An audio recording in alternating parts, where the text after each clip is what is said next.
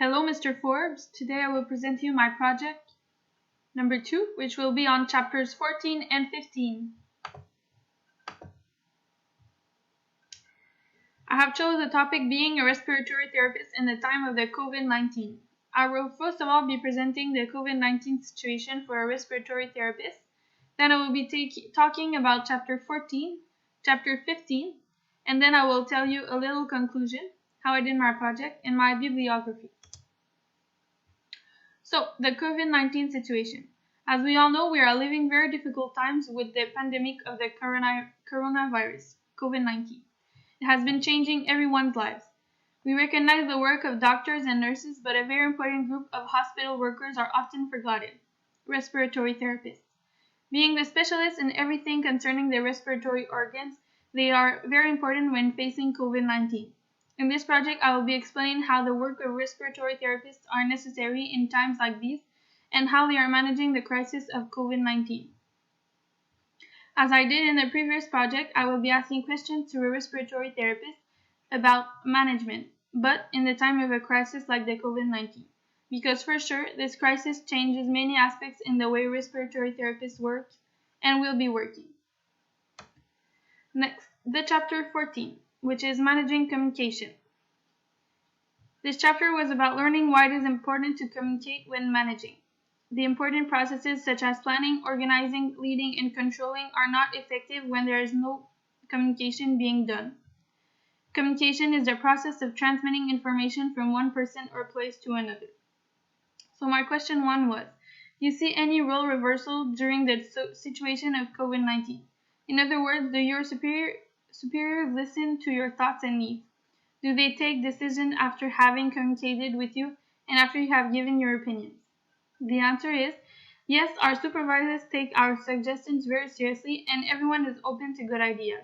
Although there is a situation right now with the COVID-19, they take the time to listen to us. This is not different from usual though, because our supervisors are always very open. Question number 2. Do you feel that the communication process of the information has changed since the COVID-19 pandemic? If so, how did it change? Answer. Yes, we receive a lot more emails every day. It can be on new instructions, regulations, or information. They also give us more papers and documents so that we can learn about the new information more easily. Next, question 3. Do they use different methods of communicating with you? For example, with explanation documents, video explanations, posters with directives. The answer was yes. As I mentioned, they distribute a lot more documents and information by email and by paper. They also have other documents that are posted in operating rooms or on walls just before entering the room. This makes us follow the important guides. These guides show us, for example, how to dress properly. These are very important protocols to follow. Next, we have the chapter 15, which is on control. This chapter is all about implementing rules and regulations. Controlling these makes the institution meet organizational goals. You control by comparing what is actually happening and the standards given. Note that control is not about giving orders to employees, but working with them and telling them if something is not going properly. My question 1 was, do your supervisors use feedback control to know what to change or to keep in the way they are handling the issue? The answer given was, yes, we do give more feedback. For example, if we feel that we are not informed enough. If a protocol is not explained properly, we will also ask more information. We want to make sure that everything is as clear as possible. My question number 2 was, how do your supervisors control your work in this time of crisis?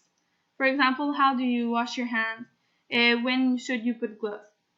The answer given was, the supervisors control by making us practice. For example, we practice dressing up and putting our masks.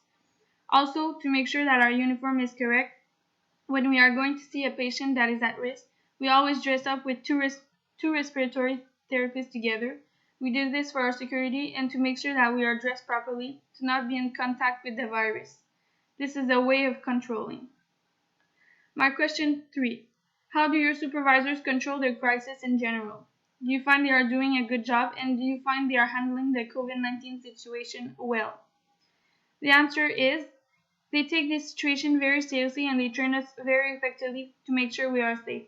They put our security before any aspect. They need to make sure that we will be healthy throughout this situation. So, in conclusion, we can see that many people have different roles in fighting the COVID-19 crisis. They work for our safety. Also, we must stay positive if we want to win this war.